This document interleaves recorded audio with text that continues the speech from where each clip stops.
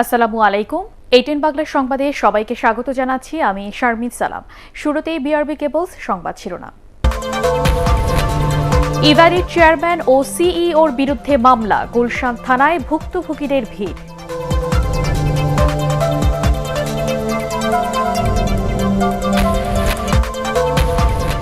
ডলারের দাম অসহনীয়, বাণিজ্য বৈষম্য তৈরির আশঙ্কা আমদানিকারক ব্যবসায়ীদের।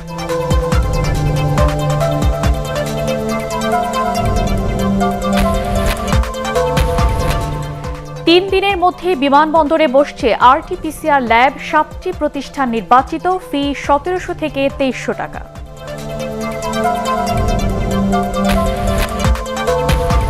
এবং সামাজিক নিরাপত্তা কর্মসূচি থেকে শহরের দরিদ্র জনগোষ্ঠী বঞ্চিত, বিশ্ব ব্যাংকের গবেষণা।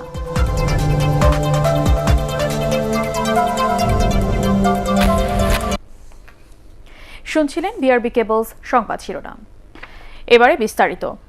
প্রতারণা ও অর্থ আত্মসাতের অভিযোগে ই-কমার্স প্রতিষ্ঠান ইভ্যালি চেয়ারম্যান শামিমা নাসরিন ও সিইও মোহাম্মদ রাসেলের বিরুদ্ধে গুলশান থানায় মামলা হয়েছে। বুধবার গভীর রাতে আরিফ বাকের নামের এক ব্যক্তি গুলশান থানায় মামলাটি দায়ের করেন। অভিযোগে বলা হয়, শর্ত অনুযায়ী 7 থেকে 45 দিনের মধ্যে পণ্য দেওয়ার কথা থাকলেও তা না বুঝিয়ে দিয়ে অভিযুক্তরা তার 3,10,000 টাকা আত্মসাৎ করেছেন। ইভ্যালির কাস্টমার কেয়ারে যোগাযোগ করেও তিনি কোনো সমাধান পাননি। এছাড়াও আরও কয়েকশো গ্রাহকের টাকা নিয়ে মাসের পর মাস গেলেও ইভ্যালি পণ্য সরবরাহ করছে না বলেও মামলায় উল্লেখ করা হয়। মামলার খবর গণমাধ্যমে প্রকাশের পর সকাল থেকেই গুলশান থানায় ভিড় করছেন ইভ্যালির ক্ষতিগ্রস্ত গ্রাহকরা।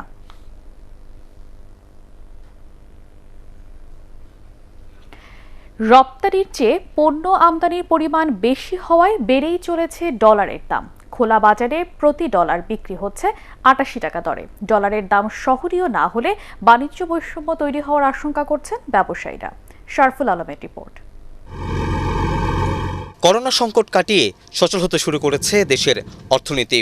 1.5 বছর পর আবারও বেড়েছে পণ্য ও মূলধনী যন্ত্রাংশের চাহিদা। ফলে এসব পণ্যের আমদানির হারও বাড়ছে।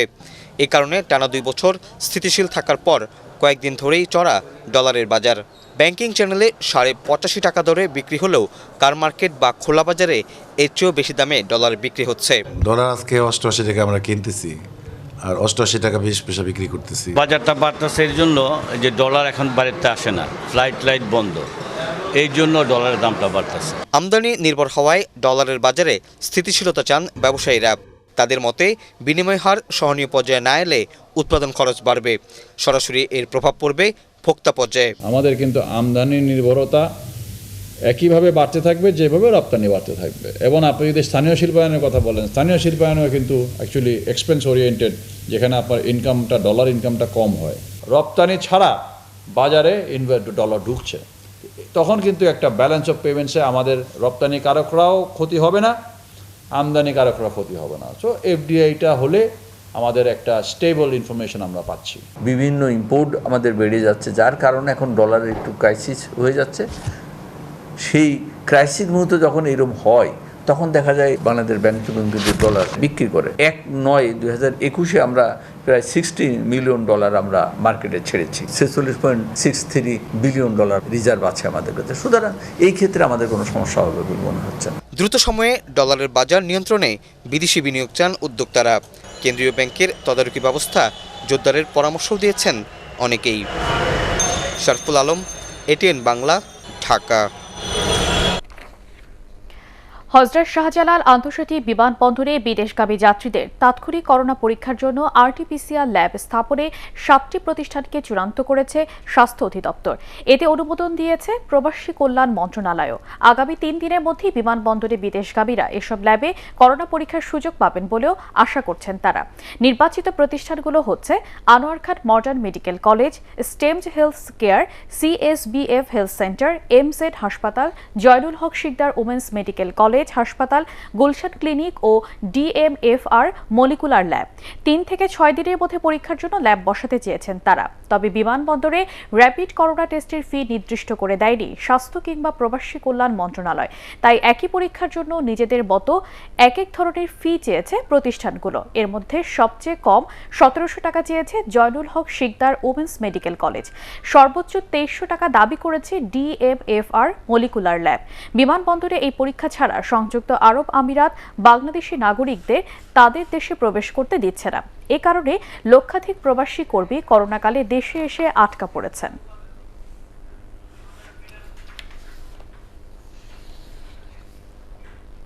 আমাদের স্বাস্থ্য মন্ত্রণালয় হাত গুটিয়ে আছে, উনি প্রবাসী কল্যাণ মন্ত্রণালয় এবং এয়ারপোর্টের উপর দায়িত্ব দিয়েছেন। এটা তো ওনার দায়িত্ব, ওনার কাছে টেকনোলজি আছে, দুনিয়াতে টেকনোলজি আছে, উনি ইচ্ছা করলে বহু আগে করে দিতে পারতেন। আজকে যদি আমাদের লোকগুলো যেতে না পারে, তাদের ভিসা এক্সপায়ার হয়ে যায়, who will take the responsibility? শহরের দরিদ্র জনগোষ্ঠীর অর্ধেকেরও বেশি মানুষ বঞ্চিত হচ্ছেন সরকারের সামাজিক নিরাপত্তা কর্মসূচির সুফল থেকে। আবার গ্রামে দরিদ্র না হয়েও এই সুবিধা নিচ্ছেন অনেকে। কর্মসূচি বাস্তবায়নে দায়িত্বরত কর্মীদের দুর্নীতি ও অদক্ষতার কারণে এমন হচ্ছে বিশ্বব্যাংকের গবেষণায় এই তথ্য উঠে এসেছে। আরও জানাচ্ছেন শফিকুল ইসলাম শামীম। বিশ্বব্যাংকের ঢাকা অফিসের গবেষণায় বলা হয়েছে, বাংলাদেশের গ্রামীণ দারিদ্র্যের হার 26% হলেও সরকারের সামাজিক সুরক্ষা কর্মসূচির আওতায় আছে 35% মানুষ। তাই অনেকে দরিদ্র না হয়েও দরিদ্র জনগোষ্ঠীর এই সুবিধা ভোগ করেন।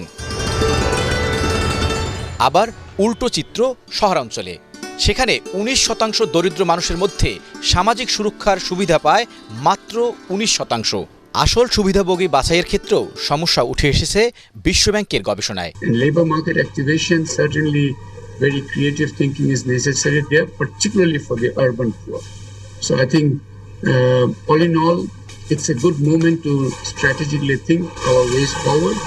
Hard questions need to be asked. দেশে সামাজিক নিরাপত্তা কর্মসূচির আওতা বেড়েছে। প্রতি 10টি পরিবারের মধ্যে 3টি এখন এই কর্মসূচির আওতায় আছে। কিন্তু নানা জটিলতার কারণে দারিদ্র্যের হার এখনো ততটা কমেনি। We are strongly committed to continue working with the government and also with other DPs to implement the relevant public expenditure review recommendations in support of the government social protection commitments and reforms. বিশ্বব্যাংকের গবেষণায় বলা হয়েছে, প্রকৃত দরিদ্ররা বিভিন্ন সামাজিক নিরাপত্তা কর্মসূচির সুবিধা না পেলেও নানা অনিয়মে অনেক সচ্ছল ব্যক্তি এর ফল ভোগ করছেন। Shafiqul Islam Shamim, ATN Bangla, Dhaka. BNP chairperson Begum Khaleda জিয়ার সাজা স্থগিতের মেয়াদ বাড়ানোর আবেদনটি প্রক্রিয়াধীন রয়েছে বলে জানিয়েছেন স্বরাষ্ট্রমন্ত্রী আসাদুজ্জামান খান কামাল। সচিবালয়ের সাংবাদিকদের এক প্রশ্নের জবাবে তিনি কথা বলেন। স্বরাষ্ট্রমন্ত্রী বলেন, এ বিষয়ে আইন মন্ত্রণালয় যে অভিমত দিয়েছিল সে অনুযায়ী প্রক্রিয়া চলছে। 3 দফায় 6 মাস করে 18 মাস মুক্তির মেয়াদ শেষ হওয়ার আগে তাকে স্থায়ীভাবে মুক্ত করে দিতে পরিবারের পক্ষ থেকে আবেদন করা হয়েছিল। তবে আইন মন্ত্রণালয় বলেছে, স্থায়ীভাবে মুক্ত করার এখতিয়ার আদালতের।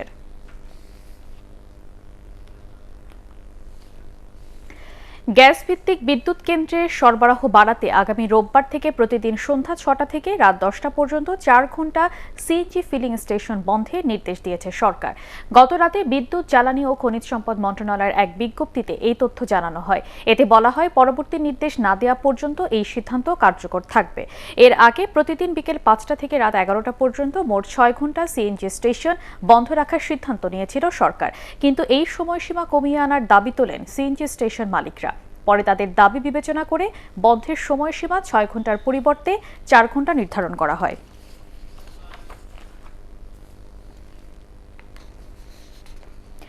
ভিকারুন্নেসা নূন স্কুল অ্যান্ড কলেজের অধ্যক্ষ কামরুন নাহার ও অভিভাবক ফোরামের নেতা মীর শাহাবুদ্দিন টিপু টেলিফোন আলাপ ফাঁসের তদন্ত প্রতিবেদন জমা দিতে রাষ্ট্রপক্ষের চাওয়া আরও 1 মাস সময়ের আবেদন মঞ্জুর করেছে হাইকোর্ট।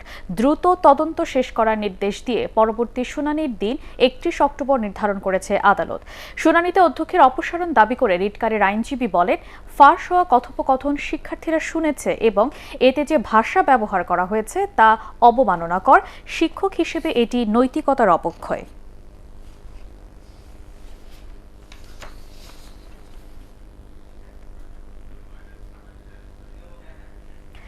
আজ বিশ্ব ওজোন দিবস, যার লক্ষ্য বায়ুমণ্ডলের ওজোন স্তরের ক্ষয় ও এর ক্ষতিকর প্রভাব সম্পর্কে গণসচেতনতা তৈরি করা। দিবসটির এবারের প্রতিপাদ্য মন্ট্রিল প্রোটোকল মেনে ওজোন স্তর রক্ষা করি, নিরাপদ খাদ্য ও প্রতিষেধকের শীতল বিশ্ব করি। ওজোন স্তর ক্ষয়ের জন্য দায়ী দ্রব্যগুলোর ব্যবহার নিষিদ্ধ বা সীমিত করতে ভিয়েনা কনভেনশনের আওতায় 1987 সালের 16 সেপ্টেম্বর গৃহীত হয় মন্ট্রিল প্রোটোকল।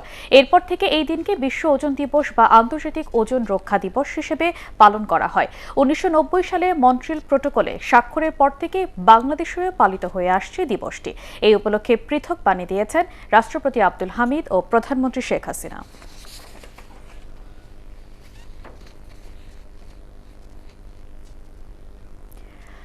বান্দরবানে প্রবল বর্ষণে পাহাড়ি ঝর্ণার পাশে ঝিরির মাটি ধসে পানিতে নিখোঁজের প্রায় 12 ঘণ্টা পর সকালে মা ও মেয়ে লাশ উদ্ধার করেছে স্থানীয়রা। তারা হচ্ছেন কৃষ্ণতী ত্রিপুরা ও তার মেয়ে বাজেরুম ত্রিপুরা। এখনও নিখোঁজ রয়েছেন ছেলে প্রদীপ ত্রিপুরা। ইউনিয়ন পরিষদ সদস্য জগদীশ ত্রিপুরা জানান, গতকাল সন্ধ্যা 7:30টার দিকে বান্দরবানের চিম্বুক সড়কে সাংগাই ত্রিপুরা পাড়ায় কৃষ্ণতী ত্রিপুরা, তার ছেলে ও মেয়ে সহ 4 জন বাড়ির পাশের পাহাড়ি ঝিরিতে বিশ্রাম নিচ্ছিলেন।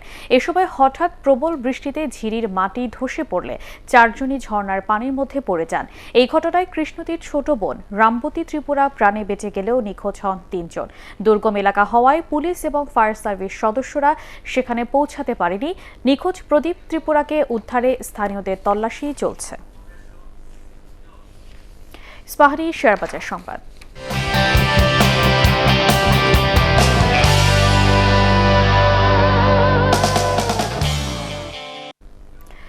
মাইডাস ফাইন্যান্স এবং সোনালী পেপার অ্যান্ড বোর্ড বিলস লিমিটেডের পরিচালনা পর্ষদের সভা আজ অনুষ্ঠিত হবে। বিকেল 3টায় উভয় কোম্পানির সভা শুরু হবে।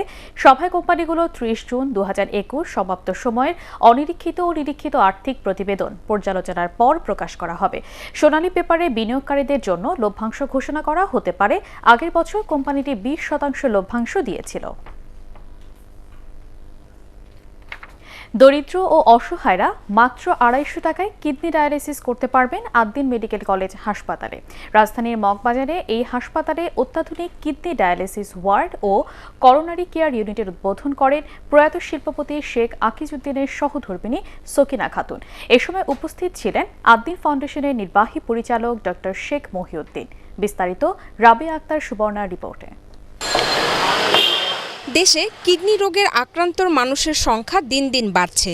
ব্যয়বহুল হওয়ার কারণে অনেকেই সময় মতো এ রোগের চিকিৎসা নিতে পারেন না। এ বাস্তবতাকে সামনে রেখে আদ্দিন মেডিকেল কলেজ হাসপাতাল চালু করল অত্যাধুনিক কিডনি ডায়ালিসিস ওয়ার্ড। এ কর্মসূচির উদ্বোধন করেন মরহুম শিল্পপতি শেখ আকিজউদ্দিনের সহধর্মিণী সকিনা খাতুন। এ সময় আদ্দিন মেডিকেল কলেজ হাসপাতাল ফাউন্ডেশনের নির্বাহী পরিচালক ডাক্তার শেখ মহিউদ্দিন বলেন, এখন থেকে স্বল্প খরচে দরিদ্র রোগীরা এই হাসপাতাল থেকে সেবা নিতে পারবেন। আমরা গরিবদের জন্য কাজ করছি, গরিব মানুষ যাদের সুযোগ নেই, 250 টাকা ডায়ালিসিস চার্জ হলো গরিব মানুষের জন্য, সেটা বলাতে করে জাকাত ফান্ড থেকে জমা দেবো, যাতে করে বড় লোকের সুযোগ না নেয়। আমাদের দেশের মানুষ সুযোগ নেয়, সব লোকের সুযোগ নেয়। আমাদের সেই সুযোগটা গরিবদের জন্য রাখি। আমি যদি সব বেডুর অকুপাই করে ফেলাই, আমি খুশি হব। স্বল্প খরচে উন্নত মানের চিকিৎসা সেবা দেওয়ার কথা জানালেন আদ্দিন ফার্মাসিউটিক্যালসের নির্বাহী পরিচালক প্রফেসর ডাক্তার জামালুন নেসা। আদ্দিন সবসময় জাতীয় পর্যায়ে যে স্বাস্থ্য সমস্যাগুলো আছে এটার সমাধানের জন্য সহায়ক ভূমিকা পালন করে আসছে। আদ্দিন হাসপাতাল সমূহের পরিচালক প্রফেসর ডাক্তার নাহিদ ইয়াসমিন বলেন, আদ্দিনের সেবার পরিধি দিন দিন বাড়ছে। আমাদের এত সুন্দর ডায়ালাইসিস ইউনিট যেখানে ইনফেকশন প্রিভেনশনের জন্য যে প্রচেষ্টা স্যার করেছেন, এটা ফ্লোর অ্যাপক্সি করা এবং গ্লাসের যে ওয়াল যাতে করে ইনফেকশন না হয় সেই জন্য সমস্ত পদক্ষেপ নেওয়া হয়েছে এবং এটা সার্ভিস চার্জ হবে সহনীয় পর্যায়ে। কিডনি রোগীরা স্বল্প খরচে এই হাসপাতাল থেকে মানসম্মত চিকিৎসা নিতে পারবেন মনে করেন হাসপাতালের কর্তৃপক্ষ। রাবিয়া আক্তার সুবর্ণা, এটিএন বাংলা, ঢাকা। আল আরাফা ইসলামী ব্যাংক অর্থ সংবাদ।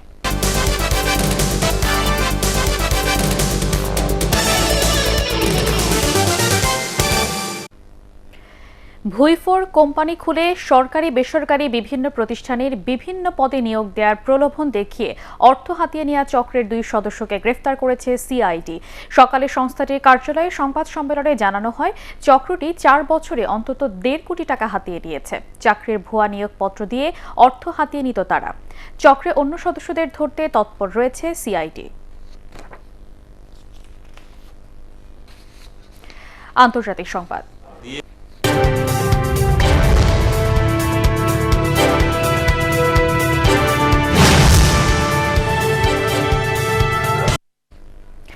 যুক্তরাষ্ট্রে জাতিসংঘের সাধারণ পরিষদের ৭৬তম অধিবেশনে অংশগ্রহণকারী অতিথিদের করোনা ভ্যাকসিন সনদ দেখতে চায় নিউ ইয়র্ক। মহামারী রুখতে সিটির নিয়ম অনুযায়ী সংস্থার বার্ষিকে উচ্চ পর্যায়ের সভায় অংশ নিতে হলে অবশ্যই টিকা নিতে হবে। তবে জাতিসংঘ মহাসচিব অ্যান্টনিও গুতেরেস জানিয়েছেন, নিউ ইয়র্কের ম্যানহ্যাটনে জাতিসংঘের সদর দপ্তরটি আন্তর্জাতিক এলাকা হিসেবে স্বীকৃত। তাই কোনো দেশের রাষ্ট্র ও সরকার প্রধানকে এ বিষয়ে জিজ্ঞেস করা তার এখতিয়ারে পড়ে না। তবে সভাস্থলের বাইরে করোনা পরীক্ষা এবং জনসন অ্যান্ড জনসনের 1 ডোজের টিকা নেয়ার ব্যবস্থা রাখার কথা নিউ ইয়র্ক সিটি মেয়রকে জানিয়েছেন তিনি। পরাশক্তি চীনকে রুখতে ত্রিপক্ষীয় বিশেষ নিরাপত্তা চুক্তি ঘোষণা করেছে ক্ষমতাধর যুক্তরাষ্ট্র, যুক্তরাজ্য এবং অস্ট্রেলিয়া। এই অংশীদারিত্বের মাধ্যমে অস্ট্রেলিয়া প্রথমবারের মতো পারমাণবিক শক্তি সম্পন্ন সাবমেরিন তৈরি করবে। বুধবার ভিডিও কনফারেন্সের মাধ্যমে মার্কিন প্রেসিডেন্ট জো বাইডেন, যুক্তরাজ্যের প্রধানমন্ত্রী বরিস জনসন এবং অস্ট্রেলিয়ার প্রধানমন্ত্রী স্কট মরিসন অকুস নামে এই সামরিক নিরাপত্তা চুক্তি ঘোষণা করেন। এই চুক্তির মাধ্যমে কৃত্রিম বুদ্ধিমত্তা, কোয়ান্টাম প্রযুক্তি এবং সাইবার সিকিউরিটি নিয়েও বিশদ পরিকল্পনার কথা জানান 3 নেতা। নতুন এই পদক্ষেপের ফলে ফ্রান্সের সাথে সাবমেরিন তৈরির $50 বিলিয়ন চুক্তি বাতিল করেছে অস্ট্রেলিয়া। নড়াইলে প্রাইভেট কার দুর্ঘটনায় খাসিয়াল ইউনিয়ন পরিষদ চেয়ারম্যান খান রাসেল সুইট সহ 2 জন নিহত হয়েছেন। সকালে নড়াগাতি থানার শিবানন্দপুরে এই দুর্ঘটনা ঘটে। এ সময় গাড়িতে থাকা এক ব্যক্তি আহত হন। পুলিশ জানায়, ঢাকা থেকে নতুন প্রাইভেট কার কিনে ইউপি চেয়ারম্যান খান রাসেল সুইট নিজে গাড়ি চালাতে বের হন। বিভিন্ন এলাকা ঘুরে বাড়ি ফেরার সময় শিবানন্দপুর প্রাথমিক বিদ্যালয় মোড়ে গিয়ে নিয়ন্ত্রণ হারিয়ে পাশে ডোবায় পড়ে প্রাইভেট কারটি পানিতে তলিয়ে যায়। এই ঘটনায় চেয়ারম্যান সুইট ও তার এক সঙ্গী মারা যান। তবে দরজা ভেঙে অলিউল্লাহ নামের একজন গাড়ি থেকে বেরিয়ে আসতে সক্ষম হন। জয়পুরহাটে প্রথমবারের মতো বাণিজ্যিকভাবে শুরু হয়েছে সুস্বাদু ও পুষ্টিকর ফল ড্রাগন চাষ। পাঁচবিবি উপজেলার ছাতিনারী গ্রামের যুবক মোরাদুল মুস্তাকিম নিজ উদ্যোগে পরীক্ষামূলকভাবে একটি চারা রোপণের পর ফলাফল ভালো পাওয়ায় তিনি এবার 500 চারা দিয়ে বাগান করেছেন। তার এই বাগানে কর্মসংস্থান হয়েছে এলাকার কয়েকজন বেকার যুবকের। জেলা কৃষি সম্প্রসারণ অধিদপ্তরের উপপরিচালক ম মেফতাহুল বাড়ি জানান, একটি ড্রাগন গাছ প্রায় 50 বছর ফলন দেয় আর রোপণে 1.5 বছরের মাথায় ফলন আসতে শুরু করে। অধিক লাভজনক হওয়ায় ড্রাগন চাষ সম্প্রসারণে কৃষি বিভাগের পক্ষ থেকে উদ্যোক্তাদের বিভিন্ন পরামর্শ দেওয়া হচ্ছে বলে জানান তিনি।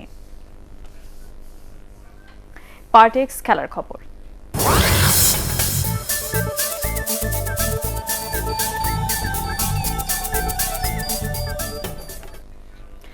উয়েফা চ্যাম্পিয়ন্স লিগে পিএজির হয়ে অভিষেক ম্যাচ রাঙাতে পারেননি আর্জেন্টাইন সুপারস্টার লিওনেল মেসি। অখ্যাত ক্লাব ব্রুগের সাথে 1-1 গোলে ড্র করেছে সময়ের সেরা 3 ফরওয়ার্ড নিয়ে গড়া ফরাসি ক্লাবটি। এদিকে ইন্টার মিলানকে 1-0 গোলে রিয়াল মাদ্রিদ, লাইপজিগকে 6-3 গোলে ম্যান সিটি আর এসি মিলানকে 3-2 গোলে হারিয়েছে লিভারপুল। মমিনুর রিপনের রিপোর্ট। উয়েফা চ্যাম্পিয়ন্স লিগে পিএসজির জার্সি গায়ে বিশ্বসেরা ফুটবলার লিওনেল মেসির অভিষেক। এই প্রতিযোগিতায় আর্জেন্টাইন সুপারস্টারের 150তম ম্যাচ। সেই সাথে সময়ের সেরা 3 তারকা মেসি, নেইমার, এমবাপ্পেকে নিয়ে গড়া পিএসজির আক্রমণ ভাগের আগ্রাসী ফুটবল দেখার অপেক্ষায় ছিল ফুটবল ভক্তরা। তবে বেলজিয়ামের ক্লাব ব্রুগের বিপক্ষে নিজের ছায়া হয়েছিলেন মেসি। প্রতিপক্ষের মাঠে জ্বলে উঠতে পারেননি নেইমার, এমবাপ্পে। তবুও খেলার 15 মিনিটে আন্দ্রে হেরারের গোলে এগিয়ে যায় ফরাসি ক্লাবটি। তবে লিড বেশিক্ষণ ধরে রাখতে পারেনি তারা। 27 মিনিটে হান্স ফানাকেনের গোলে সমতায় ফেরে ব্রুগ।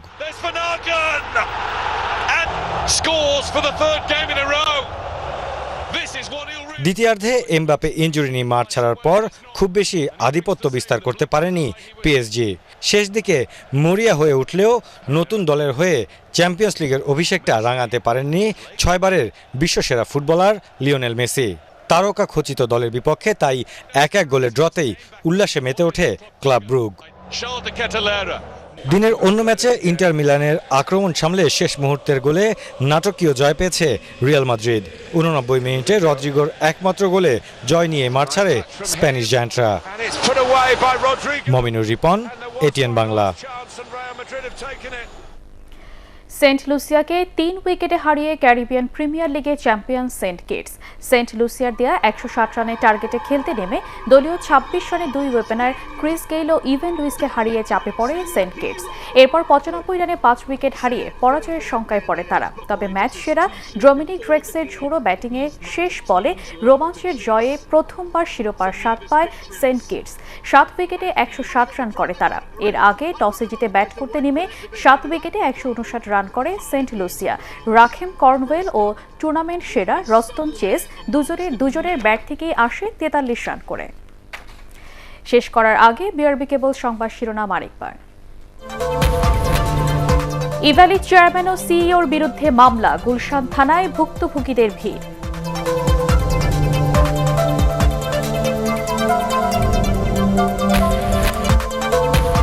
ডলারের দাম অসহনীয়, বাণিজ্য বৈষম্য তৈরির আশঙ্কা আমদানিকারক ব্যবসায়ীদের।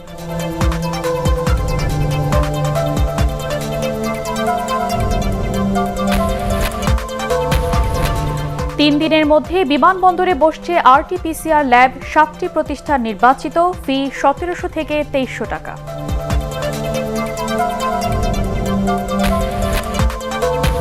এবং সামাজিক নিরাপত্তা কর্মসূচি থেকে শহরের দরিদ্র জনগোষ্ঠী বঞ্চিত, বিশ্বব্যাংকের গবেষণা।